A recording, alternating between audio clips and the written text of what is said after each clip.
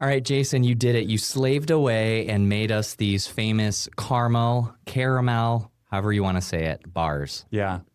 I actually lazily decided not to make it last night. And then Hannah brought them into the office because she heard that I was like, last night, I actually put on the calendar, make caramel bars and totally forgot about it. And then she was like, why does the calendar say make caramel bars? And then I saw you had texted me.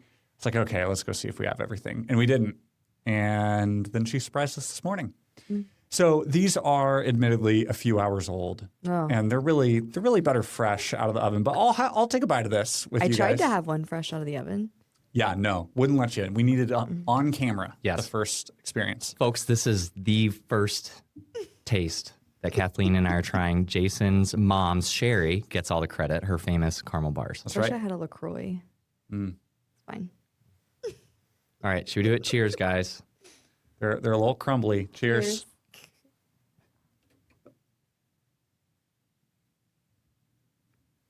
Yum. Where's the big influencer reaction? You gotta the eyes get big. You really start nodding. Am I supposed to tap it with my fingers? Those are legit. Hannah did an amazing job. Yeah. That's great. Wow. Is this going to become like a food? Our cold opens will just be us taking bites of food. Trying different things. Man, they just slap always. Did you finish yours? Oh yeah, Wow. you gotta eat them fast before they go stale. Stale? I think I have time.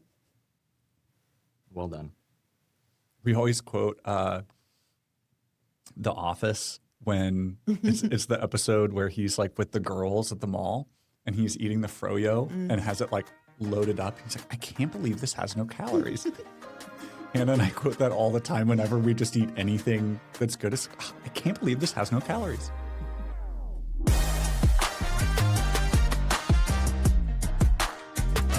Hello and welcome to another episode of TPO Explains. I'm Joe, podcast producer here at The Pour Over, and I'm here with Jason, our founder and editor-in-chief, and Kathleen, our managing editor.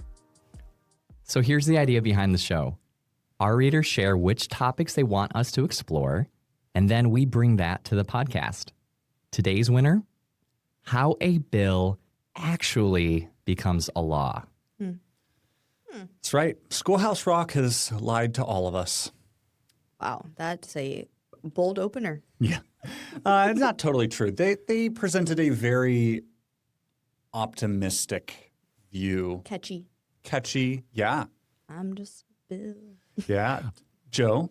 Yes, I'm going to be very vulnerable here at the open. I feel like I should know Hit pause. this. I was What? going to show you.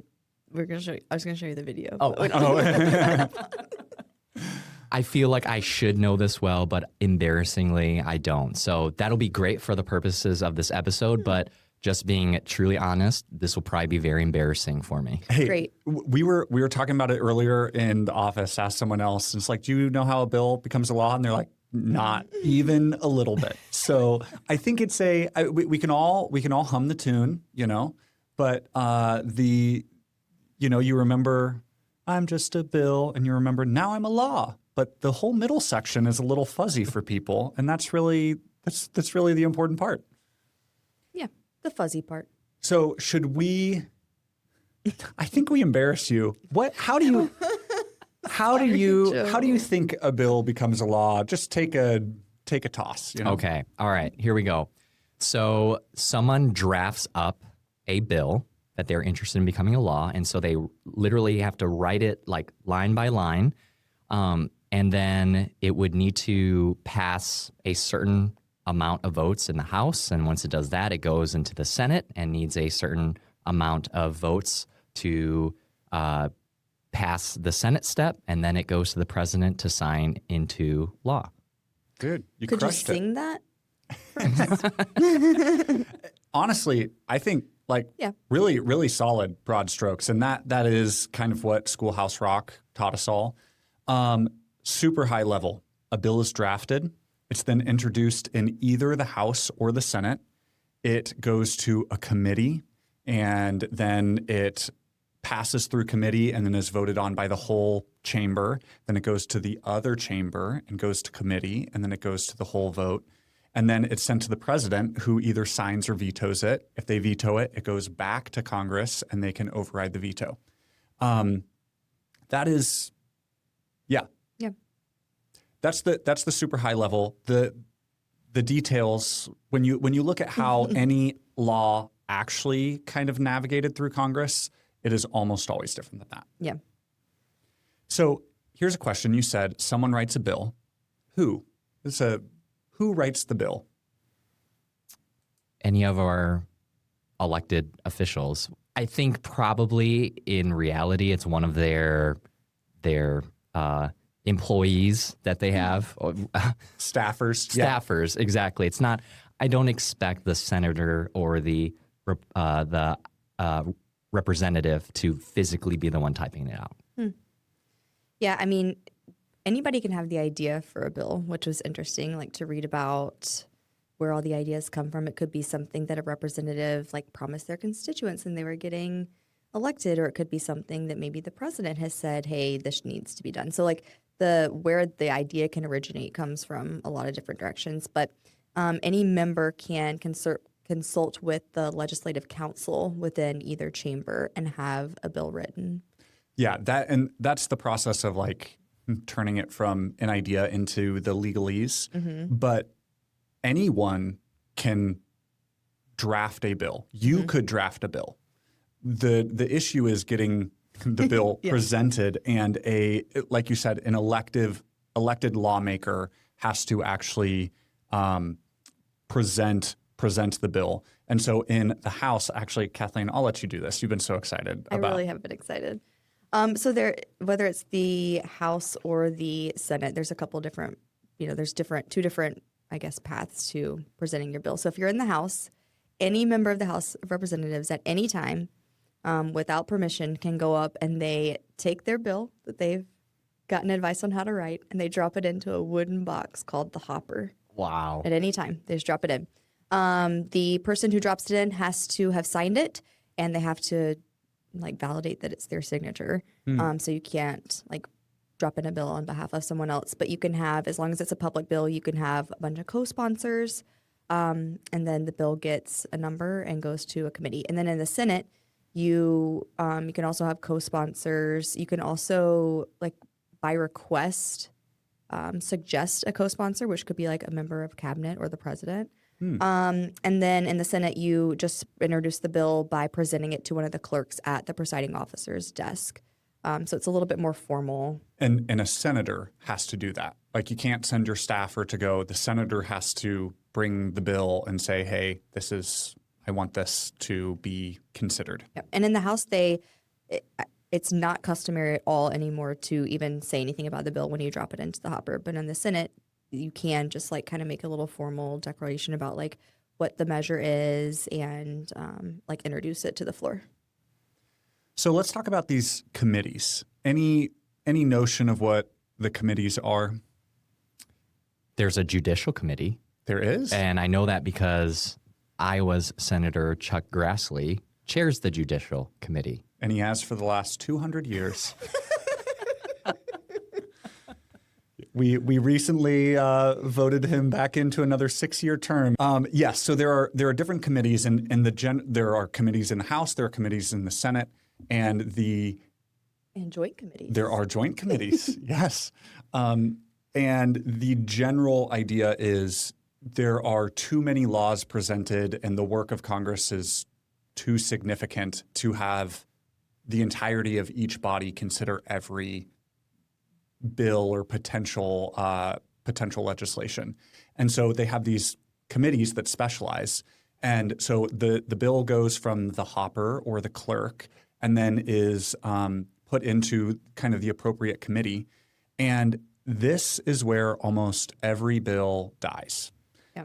And yeah, the process, so the committee researches the issue, holds hearings with experts, debates and amends the bill, and decides whether or not the bill should advance. And those are all the things it can do.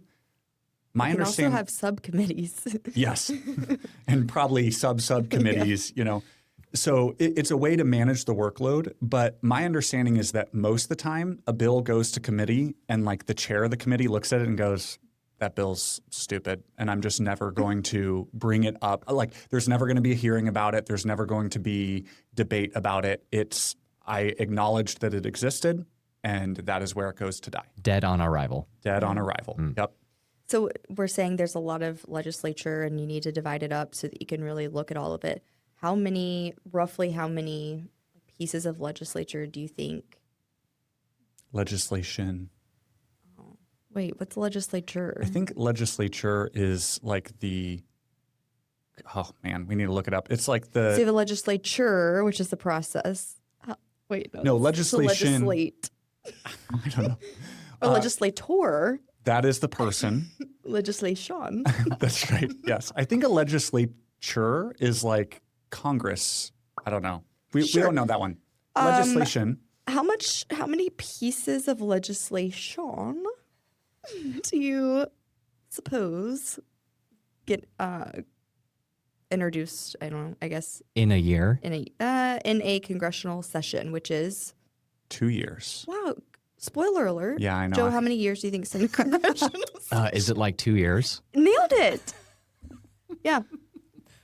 Okay, what's the number on average in a 2-year period? Let's go 500. I was trying to crunch the numbers before this, but somebody really rushed me. So it's anywhere the last 25 years, anywhere from 9,000 to 15,000. Wow. I saw 10,000. Yeah. And about 60, well, I guess, okay, there's about a 60-40 split on where they originate. Any guesses on which chamber proposes the most legislation? Let's go 60 House of Representatives. Yeah. Yeah, that's actually more evenly split than I thought. I know. I mean, there's 435 representatives. By law. By law, I think by the Constitution, which is law. Well, it's the supreme law of the land. That's right. Law. But law is the important word there. So there's not only there's way more representatives, but then it also is just kind of, it feels like the vibe of the House that you would a little bit more frantic. It's very Shadrach-y. Yes, that you would do more. Okay, so of that number, what percentage do you think roughly gets passed? So of the 9,000 to 15,000. Yeah. Let's go back to 500. I don't know the percent. It's roughly 1% to 2%. 100 to 200 okay. every 2 years become want me to write it law. down? Yeah. I mean, sometimes it was like 7% sometimes, but less than 10% in the last 25 years. And so just to where do the other 10,000 bills go, or why were they even proposed? And best I could tell, it's like they were proposed with no hope. Like they were proposed to virtue signal or to like I told you I would bring this up. Exactly, to fulfill a campaign promise or to help fundraise and say, it's like I tried to hold them accountable or whatever, but there was never. Is this where lobbyists come in? Lobbyists help draft the bills. So again, talking about where the bills originate, it is typically a staffer that actually puts keyboard to computer screen, pen to paper. But they will talk with lobbyists and other experts and stuff. I mean, it's frequently the congressman or the congresswoman that's like, hey, I want a bill about this. And then the staffer goes and meets with different special interest groups or experts and things like that. When I was looking up the numbers, there was some I don't know, it said that, I want to say it used the number of words. It was like, since this year, Congress has introduced 3 to 4 million words of legislation, and that number hasn't changed, but the number of bills has. So they're just making bigger bills. So I thought that was interesting. Like you might have seen 25,000 bills, 50 years ago, and now it's roughly half that. But it's not that there's less words; they're just bigger bills. Well, and so that's one of the things, to what has changed and practically how things become law is there are certain things that Congress needs to pass every year, like the budget. And so what will end up happening is instead of proposing a standalone bill to accomplish something, you have a better chance of success of having that concept or idea tacked on as an amendment to this bill that absolutely will pass. It's just a question of whether or not you can get it included. Sneak it in. Yeah, and so you end up with these omnibus, like huge bills that are presented at the 11th hour and no one's read. And then you're like figuring out after the fact, it's like, wow, okay, this is law now. We have to do this weird thing that was thrown in. Yeah. Sneaky. Okay, so we have it's drafted, it's introduced, it goes to committee, and Does it have to go to committee? no, great. Okay, so that's a great next question. Let's see, how do we want to frame? Well, we'll just say, does it have to go to committee? No. I thought the answer is yes. Okay, so this is what was so fascinating to me is we talked a little bit about how like the chair of the committee holds a ton of power because if they just decide not to hold a vote in the committee, nothing happens. There are mechanisms to skirt around that, one of which actually just happened with the Epstein files, but it's super rare. So if a bill is in committee in the House, then to get it out of committee without the chair's approval requires 218 votes, a majority of the entire House. So you basically have to present this separate resolution to say that person is like not doing their job. And so there's political implications. You're really calling out leadership and all this other stuff and saying we need to override this person. And so it's super rare.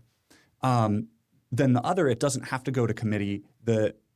But the way that it would not go to committee is if the Speaker of the House basically enables it to just skip the committee. The Speaker controls the Rules Committee, which is like how the House of Representatives operates. And so it was a little sketchy, but it seemed like basically they just create a rule that says like, hey, this bill isn't going to go to committee, and they can basically do that unilaterally. So in practice, there are ways to force a vote, to get something out of committee or force a vote on a bill against the will of the Speaker or something else. In practice, it like almost never happens. But in the Senate, what just happened in the Senate? Is that what you were going to talk about with Epstein? No, so that happened in the House. Okay, and then in the Senate, they didn't even vote. The bill was just basically they said, hey, we have this bill. The House just approved it with just one nay. I'd like to, oh my gosh, he said it in a very like technical way, but basically said, I'd like to propose that we pass it with no amendments, that we the term is unanimous consent. Yes, that we pass it with unanimous consent. So it did not go to, they didn't even vote. It did not go to committee. They didn't hold a vote. It's not like, okay, we officially have a 100-0 vote. It just is passed with unanimous consent. Yes, which is a 100-0 vote. Yeah. Yeah, so let's talk a little bit about the difference between the House and the Senate. Do you want to take that? Sure. Where do you want to start? Well, I think we just keep it pretty high level. Yeah. I mean, the biggest, when we're talking about how a bill becomes law, aside from the hopper, the biggest difference is going to be how much discussion happens over that bill. So in the House, they have a lot of rules over how long you can debate a measure. You can talk about it for a certain number of time. I think I saw maybe an hour for some. So I think this is something that the Speaker controls. So Yeah. it changes like every 2 years or more than that if the Speaker decides elsewhere. But the general rule is like there's a finite amount of time and then all the representatives in the House are forced to pick a side. Yeah, and then vote, right? Yeah. So in the Senate, though, there's unlimited time to debate, and that's where you get filibusters. You can only end the discussion of a measure by a vote for cloture, where you would need 60 people to vote yay to move Yeah. So filibusters do not exist in the House of Representatives. Correct. Wow. It is a Senate thing. And it's no longer Filibusted. It's no longer the Mr. Smith goes to Washington. You have to like keep talking the whole time. Yep. It's called, I think, a silent filibuster. And it's basically the idea is that the debate is continuous until 60 senators vote to end the debate. So that vote is not voting in favor of the measure. It closes the debate, and then you have to have the formal vote where a simple majority will win. But you can understand, like, if you're on the minority side and you don't want it to pass, you just let the debate go on forever. And that's another reason. This is another place where bills go to die, is the Senate, because they'll get proposed, they'll get passed by the majority party in the House, and then go over to the Senate, which is designed to be a slower, more thoughtful place of, hey, we don't force you, like, you've had enough time, we force you to pick a side. It's saying, take as much time as you need till you feel good that this should be a law of the land. Another difference, so every 2 years, the House of Representatives will adopt new rules on like the opening day of that congressional session, but the Senate considers itself a continuing body, and so it operates under continuous standing rules. So, I didn't know that. All right, what did we miss? Okay. We mentioned that the Senate has its own rules. It can amend its own rules. That's actually most of what Congress people do is bills, making laws. There's also joint resolutions where they work together to approve things. They would introduce a bill in both chambers at the same time. For example, they could do amendments to the Constitution that way, and uniquely, that doesn't require presidential signature. And then there's also like other resolutions that they would do that are like amending their own rules. But there are some things that have to start in the House or the Senate, or like unique jobs that they play. Yeah. So I think there's something with revenue that has to start in the House. Raising revenue, which is old talk for taxes. Yeah.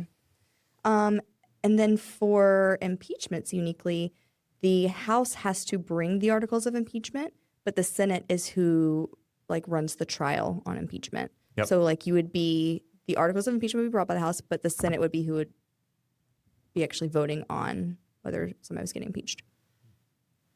Yeah. All right. Are we ready for some fun facts? Yeah, I do have a funnish fact. Let's do it. Funnish facts. 90 seconds. Funnish facts. Okay. There is a parliamentarian in both the House and the Senate that is not an elected official. It is someone appointed by the Speaker of the House and by the Majority Leader, and they are a nonpartisan advisor basically on the rules and procedures of that chamber. So they also don't necessarily stick around just for that Majority Leader or the Speaker's term. There have only been 6 total parliamentarians in the House. Yeah. Wow. And 8 total in the Senate. And like the first one in the House served for 46 years. So talk about like, you've seen Congress people come and go and you're just like, this is how we do things. So yeah, right now I think it's a guy named Jason in the House. And the first woman parliamentarian ever is currently serving in the Senate. So Very cool. funnish. Funnish. Yeah. Definitely. Well done. Jason, do you have any fun facts? No. Although I will say this was such a fun, it was a just enormous topic. And there were so many, like there are tons of fun facts that we could say that feel like they're actually just entire other episodes.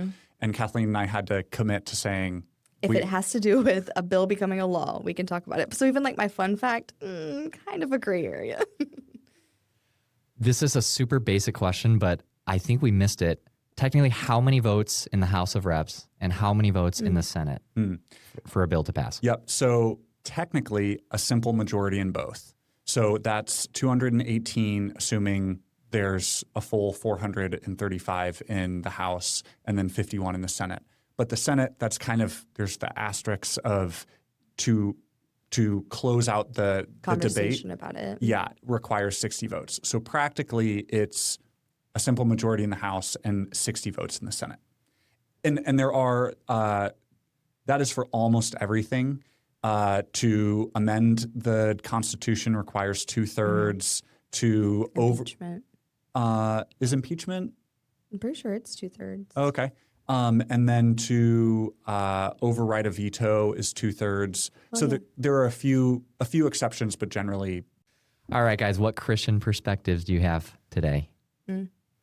Mine was just choose humility, because when I started looking at everything that goes into these people's jobs, and even like as I got on rabbit trails, like where they live, how often are they away from their family, what are the different, steps they have to take to introduce legislation. And I think it's so easy to get caught up in the rhetoric of like, ugh, these people in Washington, they don't know what they're doing. And I don't know, I'm going to choose humility and hope that their heart's in the right place, hope that they're trying to do what's best for their constituents, and just choose humility when thinking through it. It's a rather unenviable position a lot of the time. So mine was just keeping an eternal perspective. All of this felt so cool and important, and like these are laws and you can amend the Constitution and this is such a big deal. And to just remember that to God, it's not a very big deal. Like this is the United States, relatively small deal. There's been a long time and a lot of countries. And so to keep the perspective of this is still a man-made thing and it's not that big of a deal when we are considering eternity.